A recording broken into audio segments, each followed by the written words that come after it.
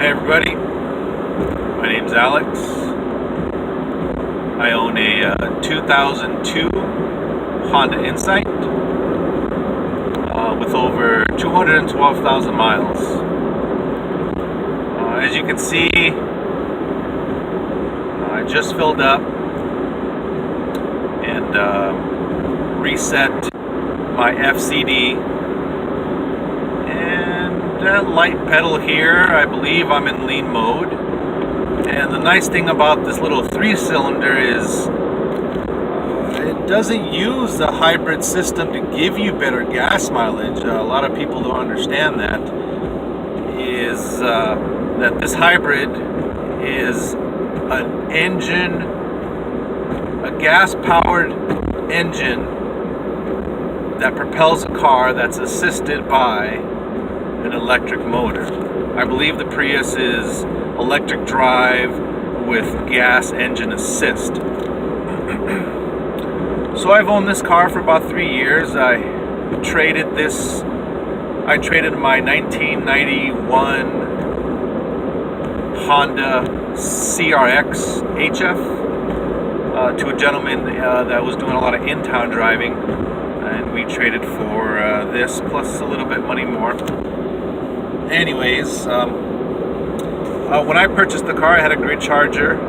He had told me that the batteries need grid charging about once a month, and he needs to discharge the batteries about every 6 months or every year. Now, I have a grid charger, and that's gotten to the point where it's not working. I think the batteries need to be balanced correctly with higher caliber machinery than just a plain Jane grid charger.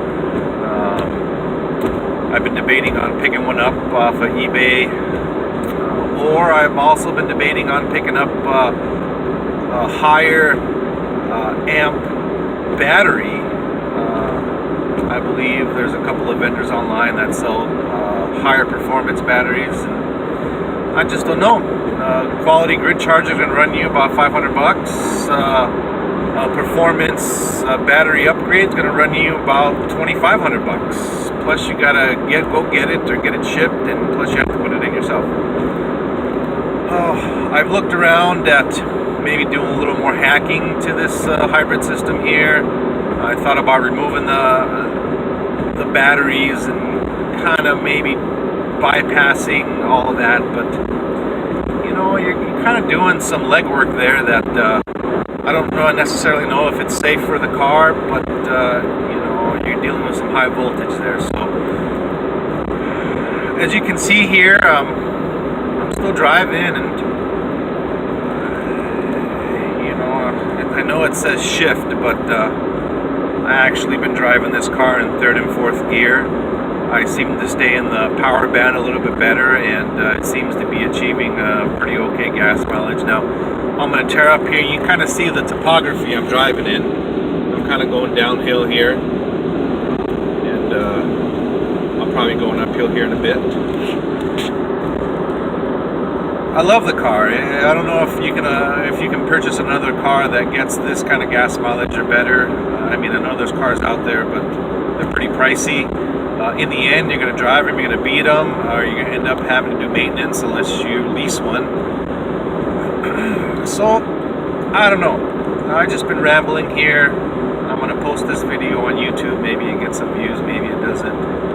But long story short, if you're willing to deal with the plethora of little things that this car does to you in order for you to spend the money and buy the batteries, I think a guy could drive a car with failing IMA batteries as long as they know what they're doing, and as long as they're willing to put up with the BS. Now, I live in North Dakota, and the weather here gets cold. Now, I can't tell you this. If I drive this car every day, it doesn't matter if it's 5 degrees outside or negative 25 outside. I hop in this little car with a good battery, and she starts for me, and she runs, and I use it for work.